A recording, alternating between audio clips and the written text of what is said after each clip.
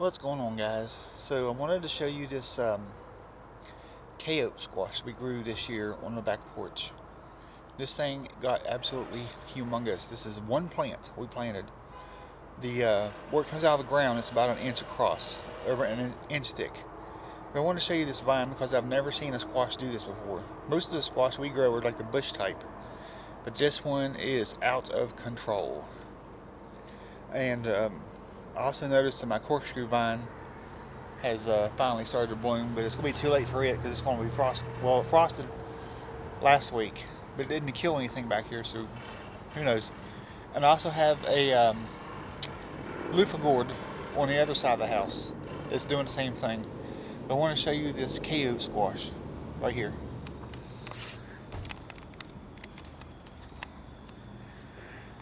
Now this thing's grown out these things before, and I just chopped them off because they smack you in the face. The flowers on this are little tiny things.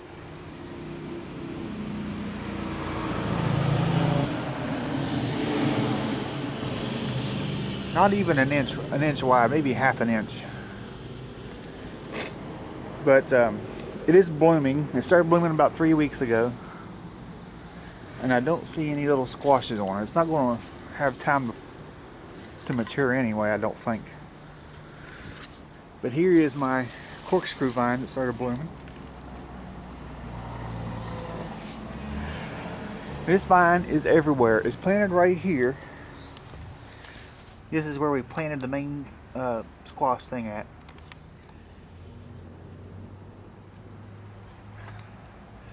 And it actually formed a trunk, like a tree trunk. It's really thick. And this thing, I kid you not, folks, it went everywhere. Even there's a piece of it hanging off right here. And then all the way up there, it's going up the power line. And then up to the third floor, where the attic is.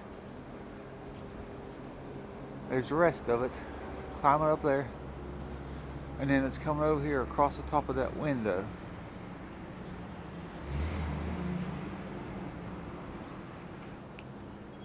And there's buds on it everywhere. I mean, all the way up there. If I can zoom in with this thing. All those buds. There's another flower right there. Can't hold it still enough to see it, but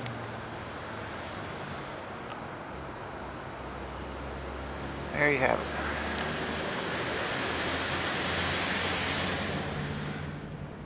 This thing's wild though. I've never actually grown one of these before. And there's some more buds, and there's a fruit starting to form.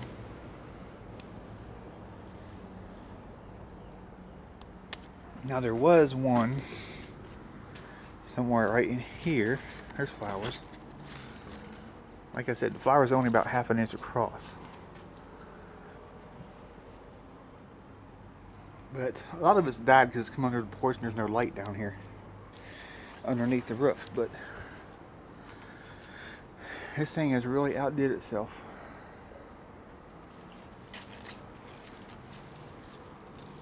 I see some small fruits, but they're just like little teeny tiny things, like this one right here.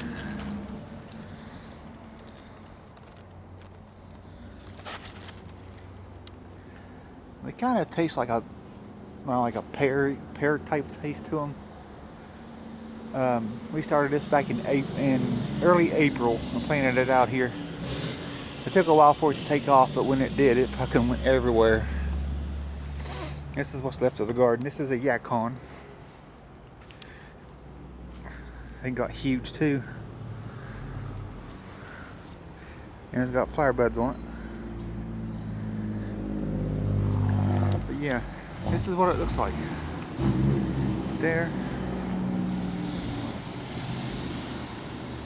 All the way over there into the very top of the house. This thing's probably about 60 feet long. And then over here on this end, we have the Luffa sponge gourd, or Luffa gourd. I don't know if you can see this right there on the very top of the roof. Look what we have.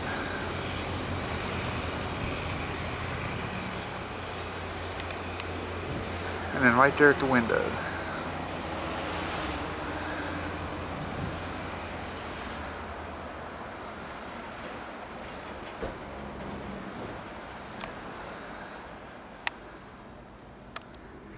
And these things have pretty flowers on them too. They're about 3 to 4 inches across.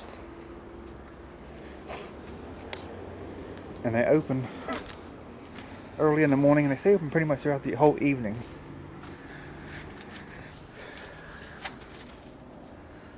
I don't see any open right now.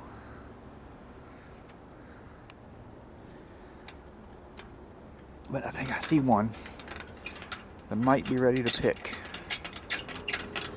Get this door unlatched.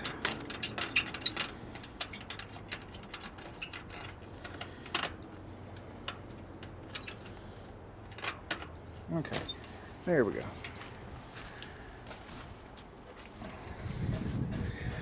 Yeah, this is, they form flowers on these long stems. Like this, some male, some female.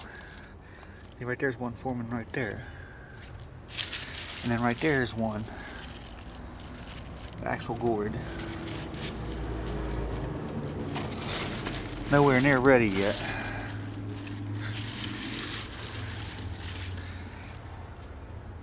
And that's the only one I see down here.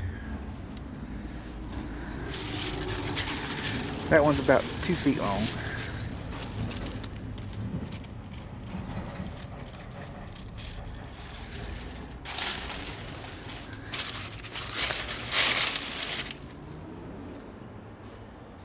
I doubt they'll be ready by the time we get frost though.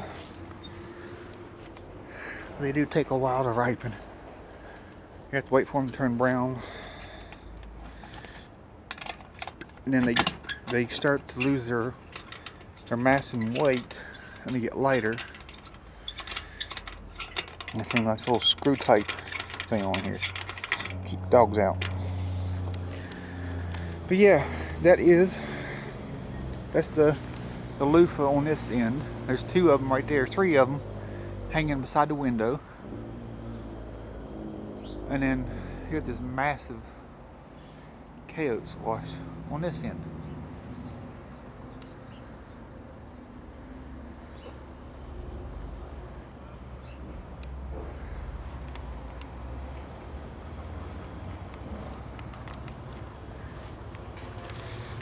No, I had never planned on this thing getting so freaking big, and I probably won't grow it again because we don't have enough time for it to actually fruit, which it should have already done, but it hasn't.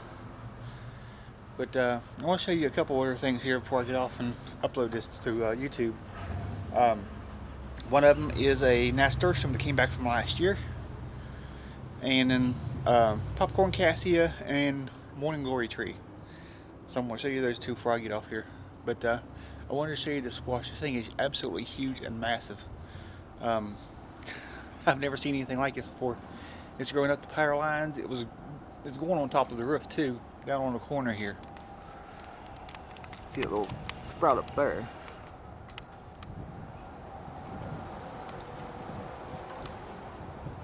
And all the way up there. And then over that way. And this is a nasturtium that came back from last year. This is a vining type.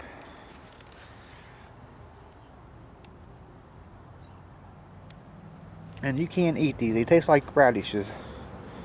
They look like a lotus though, the water lily type plant. And this thing, the seed's on the other side of that pepper plant right there. This thing is all the way over here, and look, it's rooting. Wherever it touches the ground, it roots. I guess it rooted here because it's coming up on that side. This thing is big. And all the peppers.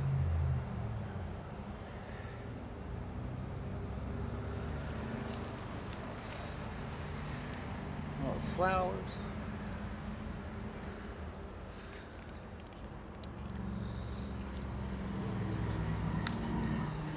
And then these cannas and daturas. I'm waiting for the seeds on the daturas to ripen so I can pick them and save them for next year. I got some seeds for the purple one earlier, and it is laying down here. Under all these cannas that got knocked over by the wind. There's another pod for the purple one that's getting ready to... Oh, I gotta get those. That's the purple one. But anyway, I wanted to show you guys this because this is really cool. These are my banana leaf cannas right here. The leaves get as big as the banana leaves that do on the banana plant.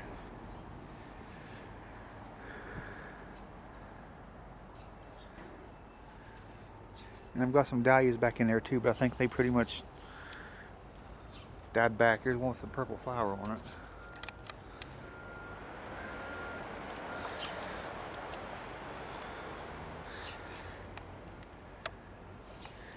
So, ow!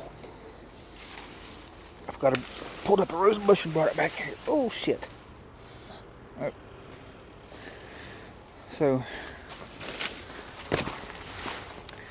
this is the morning glory tree.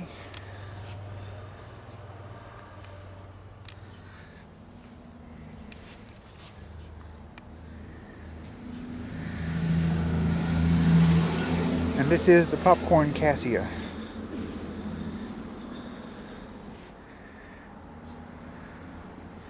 This one came up in the compost.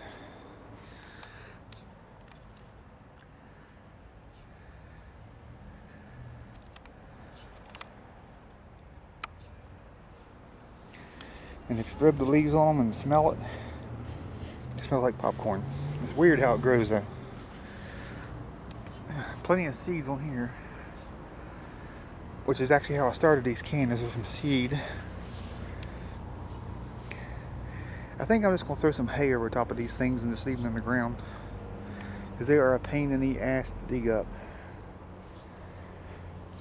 Extremely difficult to dig up. And then this has got some seeds on it here, which I think I'm going to take a cutting off of this and try to root it. I think I read that you can do that. But yeah, there's a flower. There's a jungle back here. Crazy, crazy, crazy. There's a yellow datura.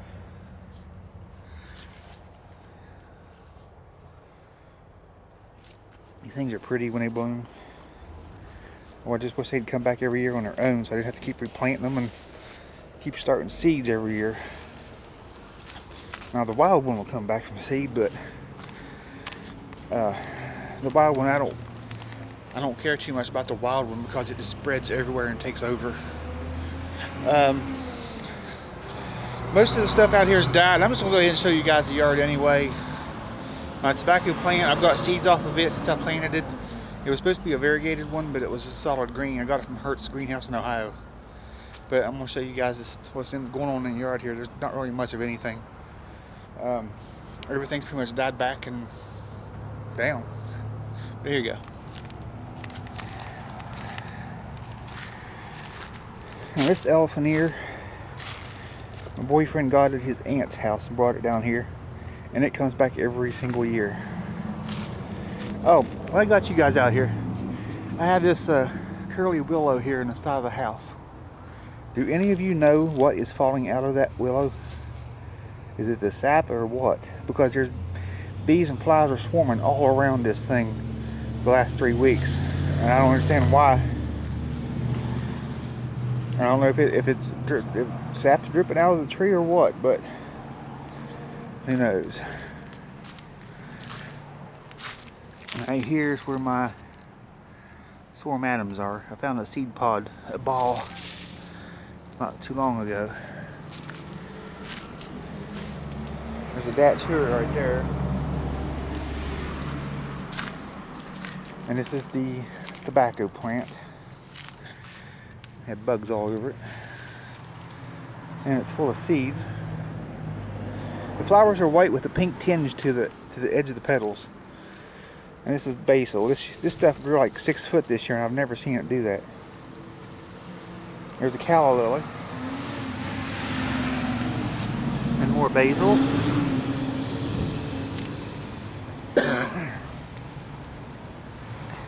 And then my pink China elephant ear. This one's got the pink stem on it. And it comes back here every year in zone 6 too.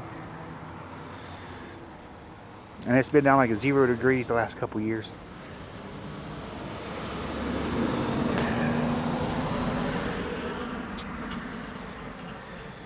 Yeah, everything else has pretty much started dying back. There's a calla lily right there.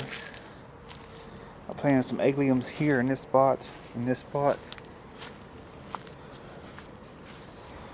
grass everywhere.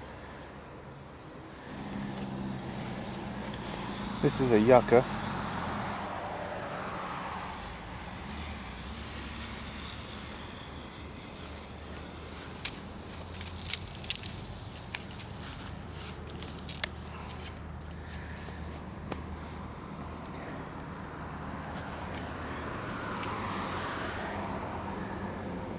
Oh, we have a rose out here. How cool.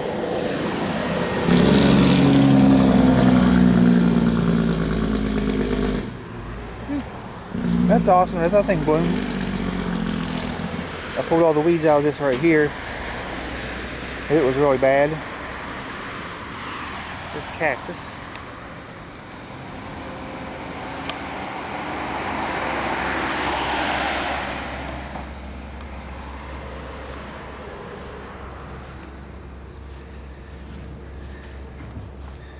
And I've got to clean this one out next. This is my flowering almond. Searched for one of those things for years and finally found one at Lowe's a couple years ago. Has little double pink blooms on it. There's my hostas and the honeysuckle trees. And weeds and ferns. And then my more elephant ears and the variegated grass.